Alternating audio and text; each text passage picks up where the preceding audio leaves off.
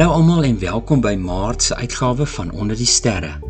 En ons val sommer dadelik weg in die weste net na sononder, baie laag op die horison, is Venus stadig maar seker besig om uit die gloed van die son te beweeg en weer as ons aandster gesien te kan word.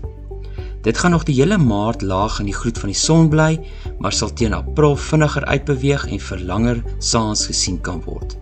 Saturnus het ook nou in die gloed van die son in verdwyn. As ons oorskuif na noord-noordooste toe, is Jupiter nog steeds helder te sien binne in die tweelingkonstellasie. Dit sal daar bly vir nog 'n hele paar maande. Die Orion-konstellasie is stadig maar seker besig om meer in die weste oor te beweeg vroeg aand, soos die somer ten einde loop en dit weer plek moet maak vir die Skorpioen-konstellasie wat ons winterkonstellasie hier in die suide is. Die Pleiades, asook die helder ster Aldebaran, begin ook nou vroeg aand meer in die noordweste sit, soos die jaar nou aanbeweeg. As ons oorgaan na die suide toe, is die suidekruis nog steeds laag op die een sy te sien. In hierdie episode gaan ek vir julle meer van die suidekruis wys. Gewoonlik ken ons die suidekruis net as die 5 sterre in die vorm van 'n kruis, maar na al die jare is dit nog steeds vir my verstommend hoe baie sterre agter die suidekruis wegkruip, as 'n mens jou kamera al langer foto's laat neem, soos in hierdie video waar ek een aand, terwyl ek gewag het dat dit donker word, elke keer die foto so 5 sekondes langer gemaak het, totdat al die dowwe sterretjies wat mens gewoonlik nie eers deur 'n teleskoop kan sien nie, ook sigbaar word.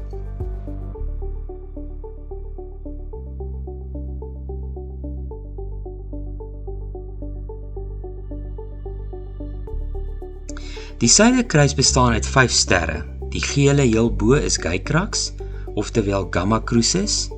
Links is Mimosa of Beta Crucis. Onder is Eicrax of Alpha Crucis. Deur 'n teleskoop of selfs 'n verkyker is hierdie ster te sien as 2 sterre wat baie naby mekaar geleë is, en selfs deur nog 'n sterker teleskoop is daar nog 'n derde ster ook te sien. Die ster aan die regterkant is bietjie dowwer as die ander en sy naam is Imai, oftewel Delta Crucis. En dan laastens is die klein 5de ster Guinan, of Epsilon Crucis. Soos julle agterkom is die Griekse benaming gegee aan hoe helder die ster is, soos Alpha Crucis is die helderste en so gaan die name aan tot by die dofste een in die konstellasie. Nog voorwerp in die suidekruis is natuurlik die pragtige juwelekussie, 'n sterrebondel net links van die linkerste ster van die suidekruis, Mimosa.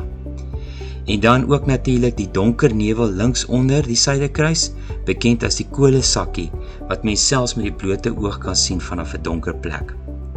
In episode 2 van Onder die Sterre het ek uitgebreid vertel van die tipe nevels wat ons kry, so die van julle wat dit nie gesien het nie, kan net gerus weer die episode ook gaan kyk. As ons na 'n wyeer langbeligte foto van die suidekruis kyk, is die suidekruis hier aan die linkerkant, en as ons regs oor die foto beweeg, kry ons 2 prominente nevels. Eerstens is die hardlopende hoender nevel, in Engels the running chicken. Soos ek laas gesê het, gaan julle nog vreemde name hoor wat aan al hierdie nevels toegeken is. Nog verder regs kom ons dan by die lieflike Eta Carina nevel uit.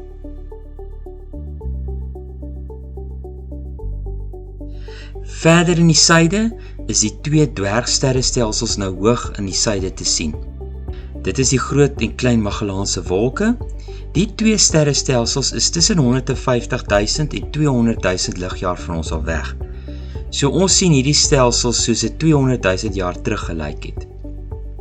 In die Groot Magellaanse Wolk kry ons die Groot Bobbejaan-spinnekop, oftewel die Tarantula nevel, wat by verre die grootste nevel is wat ons kan sien. Want dit is nie eens in ons eie Melkweg nie, maar soos ek gesê het, in die Groot Magellaanse Wolk. Dit strek oor 'n afstand van tussen 1000 en 1500 ligjaar, en soos ek vroeër genoem het, tussen 150 tot 200.000 ligjaar van ons al weg. Die Klein Magellaanse Wolk lyk bietjie kleiner as die Groot Magellaanse Wolk, maar dit is omdat dit byna 40.000 ligjaar verder van ons al weg is as die Groot Magellaanse Wolk. Die helder sterrebondel onder is 47 Tucana, een van die grootste en die helderste sterrebondels in die Melkweg.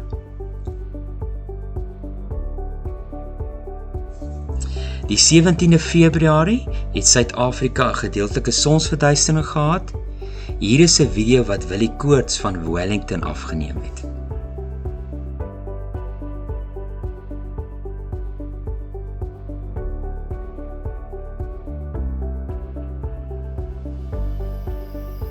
Dit was maar 'n baie bewolkte maand en kon ek nie baie foto's en video's neem nie, maar hier is daarom ook so kort video van die maan deur my teleskoop een aand geneem.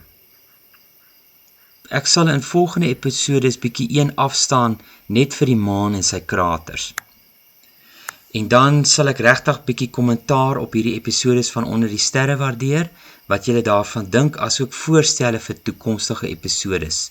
Julle kan dit sommer in die kommentaar los, ek sal dit baie waardeer. Tot volgende keer dan, lekker opkyk almal.